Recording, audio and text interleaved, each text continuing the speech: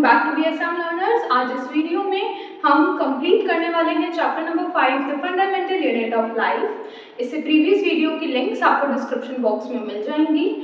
आज इस वीडियो का टॉपिक है सेल डिवीजन। सेल डिवीजन क्या होता है? किसी भी सेल का टू इक्वल हाफ्स में या अनइक्वल हाफ में डिवाइड हो जाना है सेल डिवीजन। अब जब भी कोई सेल डिवाइड करेगा तब उसके सभी पार्ट्स डिवाइड करते हैं। फॉर एग्जाम्पल, अगर ये हमारा एक सेल है और इस सेल के अंदर ये रहा न्यूक्लियस, और हम सबको पता है कि इस न्यूक्लियस के अंदर क्या प्रेजेंट होता है? Genetic material. अब जिसको जेनेटिक मटेरियल के बारे में नहीं पता है वो लिंक में जाके इसका प्रीवियस वीडियो देख लें, समझ लें। जेनेटिक मटेरियल के बारे में डिटेल डिस्कशन की गई है। और जिसको पता है वो यहाँ ध्यान दे कि ये है हमारा एक सेल। सेल में हमारे पास है न्यूक्लियस, है ना? ये क्या है? न्यूक्लियस है। और इस न्यूक्लियस के अंदर प्रेजेंट होता है जेनेटिक मटेरियल। मैं ये बताना चाह रही हूँ कि जब भी कोई सेल डिवाइड होगा तब उसका पूरा का पूरा सेल इक्वल हाफ में डिवाइड होना चाहिए। ठीक है? जब भी डिवाइड होता है वो इक्वल हाफ्स में डिवाइड होता है। तो यानी कि सेल के दो टुकड़े होते हैं, न्यूक्लियस के दो टुकड़े होते हैं। जो साइटोप्लाज्म है, यहाँ पे जो साइटोप्लाज्म है ये भी दो हिस्सों में डिवाइड होता है और इसके अंदर का जेनेटिक मटेरियल में डिवाइड होता है। ये है सेल डिवीजन। और जब सेल डिवाइड होता है तो हमें मिलते हैं क्या? हमें मिलते हैं डॉटर सेल्स। अब सेल डिवीजन होते कितने टाइप्स के हैं वहां हमें फोकस करना है। तो दो टाइप के सेल डिवीजन होते हैं, माइटोसिस एंड मियोसिस। उनको डिटेल में समझना है। तो अब माइटोसिस और मियोसिस को समझते हैं कंपैरेटिव स्टडी के साथ। माइटोसिस क्या है? ये एक इक्वेशनल डिवीजन है। क्या है? Equational division.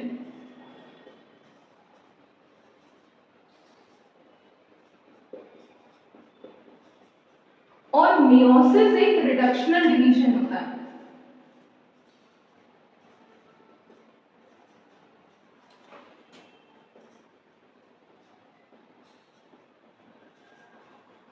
सबसे पहला डिफरेंस तो ये, इक्वेशनल डिवीजन का मतलब है कि जब भी ये डिवाइड करेगा ये अपने जेनेटिक मटेरियल यानी अपने क्रोमोसोम्स को इक्वली डिवाइड करेगा। और रिडक्शनल डिवीजन का मतलब ये है कि जब भी सेल डिवाइड हो रहा होगा जो आपके नंबर ऑफ क्रोमोसोम्स हैं वो रिड्यूस हो जाएंगे। ठीक है? दूसरा क्या होता है? माइटोसिस नॉर्मल सेल्स में आपको देखने को मिलेगा। ठीक है? नॉर्मल सेल्स या फिर इनको सोमैटिक सेल्स कह सकते हैं। और मियोसिस जो होता है वो जर्म सेल्स में होता है। ठीक है? अब सोमैटिक सेल मतलब जो मेरी पूरी बॉडी में सेल है, स्किन के लिए, हेयर के लिए, नेल्स के लिए, ये सब सोमैटिक सेल्स हैं। लेकिन जर्म सेल क्या होते हैं? जो हमारे गैमीट्स होते हैं, मेल में स्पर्म और फीमेल में एग, ओवम, उनकी डिवीजन होती है मियोसिस। और एक नॉर्मल सेल का डिवीजन होता है माइटोसिस प्रोसेस से। ठीक है? तीसरा डिफरेंस कि माइटोसिस जो होता है it helps in growth and development.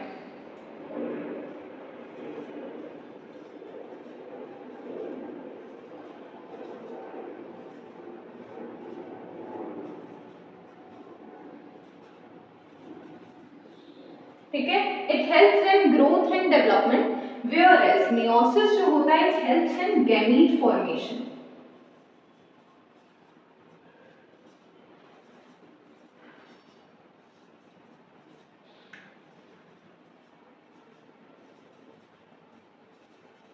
ठीक है?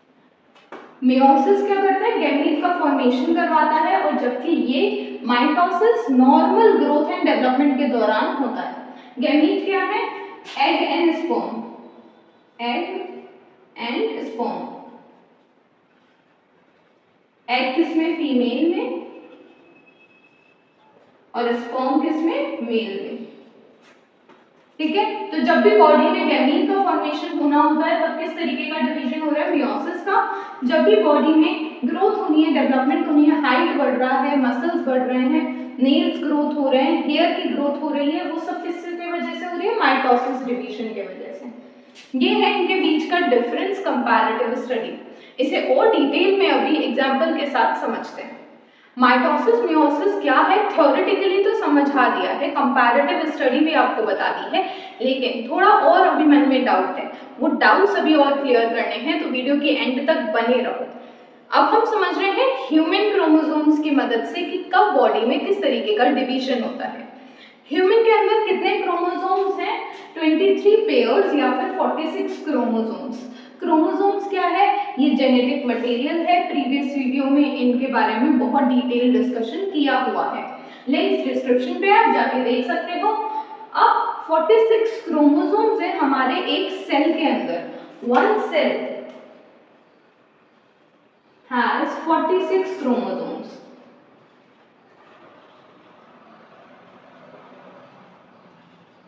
अब जब माइटोसिस होता है तो क्या होता है और जब मियोसिस होता है तो क्या होता है वो समझते हैं। सबसे पहले माइटोसिस। माइटोसिस के लिए मैंने कहा था कि वो एक इक्वेशनल डिवीजन है ना। इक्वेशनल डिवीजन मतलब इक्वल डिवीजन करने वाली है। तो देखते हैं कि किस तरीके का इक्वल डिवीजन ये करेगी। अब जब भी सेल डिवाइड होगा, सेल का न्यूक्लियस भी डिवाइड होगा और सेल का जेनेटिक मटेरियल यानी ये 46 क्रोमोसोम्स भी डिवाइड हो जाएंगे। ये 46 क्रोमोसोम भी क्या होंगे, डिवाइड हो जाएंगे। और किस तरीके से डिवीजन होने वाला है, तो डिवीजन होते समय क्या होता है, सबसे पहले इस क्रोमोसोम के नंबर को डबल किया जाता है, यानी कि सबसे पहले इसकी न्यूक्लियस के अंदर डिवीजन हो रहा होता है और अब क्या होता है, सेल के पास जो न्यूक्लियस है उसमें 46 और 46 क्रोमोसोम्स हो जाते हैं, यानी कि कुल मिला के 92 क्रोमोसोम्स हो जाते हैं।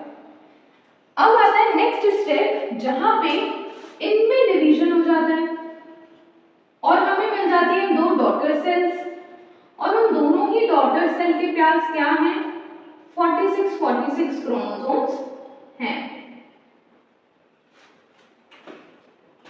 ये है माइटोसिस। सिंपल सी कहानी है, फिर से रिकॉल करते हैं कि ह्यूमन के अंदर 46 क्रोमोसोम होते हैं। एक सेल में 46 क्रोमोसोम की बात कर रहे हैं हम। जब माइटोसिस होता है तब क्या होता है कि नॉर्मल सेल है, इस नॉर्मल सेल का जेनेटिक मटेरियल पहले डिवाइड करता है, यानी ये 46 क्रोमोसोम खुद को डबल कर लेते हैं।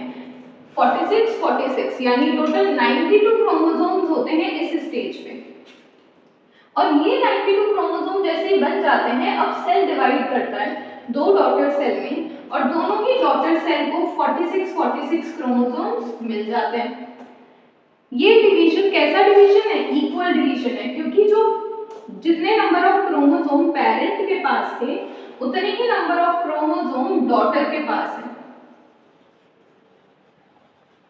इसीलिए ये कैसा डिवीजन है, इक्वेशनल डिवीजन है। ये जो डिवीजन हो रहा है वो कहाँ हो रहा है, नॉर्मल सेल्स में। स्किन है, हेयर का ग्रोथ, नेल का ग्रोथ, आपकी हाइट इंक्रीज हो रही है, इन सब दौरान में जब भी आपकी बॉडी डेवलप हो रही है तब आपकी बॉडी में माइटोसिस जैसा डिवीजन चल रहा है। इवन अभी भी आपकी बॉडी की जब भी आपको चोट लग जाती है तो उस समय जब आपकी इंजरी के ऊपर वापस से न्यू स्किन आती है उस समय भी जो सेल डिवाइड कर रहा है वो कर रहा है माइटोसिस। ठीक है। अब मियोसिस को समझते हैं कि रिडक्शन कैसे हो रहा है। तो मियोसिस में क्या हो रहा है, मैंने कहा था कि ये एक रिडक्शनल डिवीजन है, यानी यहाँ पे जो नंबर ऑफ क्रोमोसोम्स हैं वो रिड्यूस हो जाएंगे। किस तरीके से वो देखो, अभी भी सेम सिनेरियो है, सेल है, सेल के अंदर न्यूक्लियस और उस न्यूक्लियस में 46 क्रोमोसोम। ठीक है, लेकिन ये जो सेल है ये रिप्रोडक्टिव सेल है, इसलिए ये बनाएगा कोई ना कोई गैमीट। ठीक है, कोई गैमीट बनाने वाला है। अब गैमीट बनाएगा तो इसको करना पड़ेगा मियोसिस। तो ये कैसे करेगा, अभी भी अपने इस जेनेटिक मटेरियल को डबल तो करेगा। ठीक है, डबल करके ये 92 हो जाएगा। सेम, यहां तक सेम। अब क्या होगा, अब ये पहले तो 2 टुकड़ों में डिवाइड होगा, यानी ये वाली सेल 2 सेल्स देगी हमको। एक के पास 46 क्रोमोसोम, एक के पास 46 क्रोमोसोम। अभी भी सेम हो गया, ये तो इतना माइटोसिस हुआ। लेकिन अब एक और स्टेप है, यही वाली सेल फिर से खुद को डिवाइड करती है और अब अपने हाफ यानी कि 23 क्रोमोसोम्स के सेल प्रोड्यूस करती है। ये भी जब डिवाइड होगा तो क्या होगा,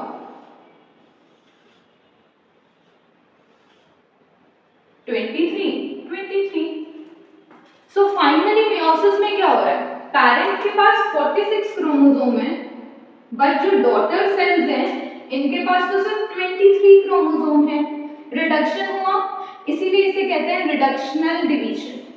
ठीक है, माइटोसिस में इक्वल नंबर ऑफ क्रोमोसोम्स थे पेरेंट के पास भी और डॉटर के पास भी, लेकिन मेयोसिस में ऐसा नहीं है।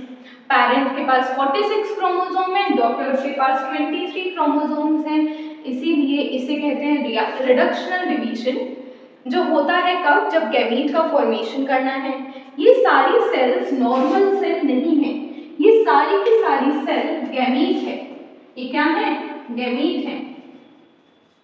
रिप्रोडक्शन में हेल्प करेंगे, बॉडी में इनकी भी जरूरत है।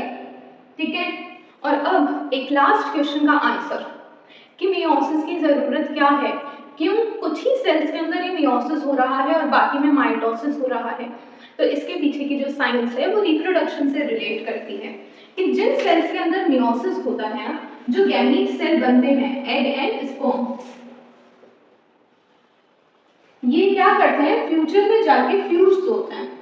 सॉरी, ये क्या करते हैं, फ्यूचर में जाके फ्यूज होते हैं। करेक्ट, यानी इस एग के पास अगर 23 क्रोमोसोम्स है और स्पर्म के पास भी 23 क्रोमोसोम है, फ्यूचर में इनका फ्यूजन होता है और बनता है जाइगोट।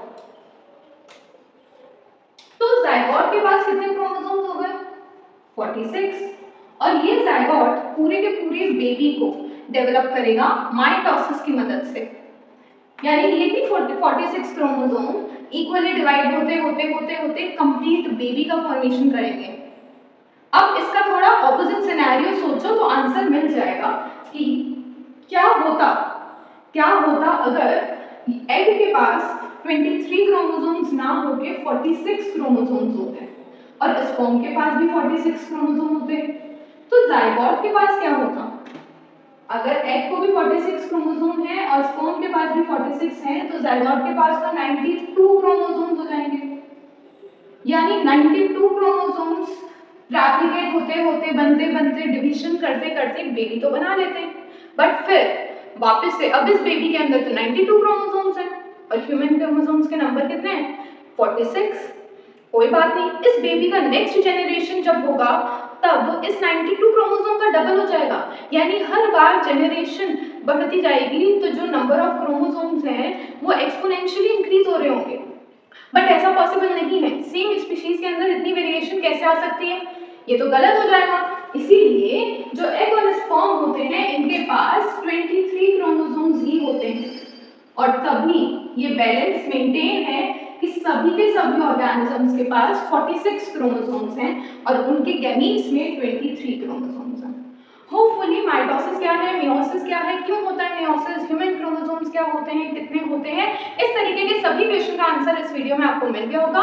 वीडियो अगर आपको अच्छी लग रही है, समझ आ रही है तो अपने दोस्तों के साथ शेयर कर लो, लाइक कर दो इस वीडियो को, चैनल को सब्सक्राइब कर लो, क्योंकि इस तरीके के इन्फॉर्मेटिव वीडियोस क्लास 9th से रिलेटेड आपको इस चैनल पे मिलती रहेगी।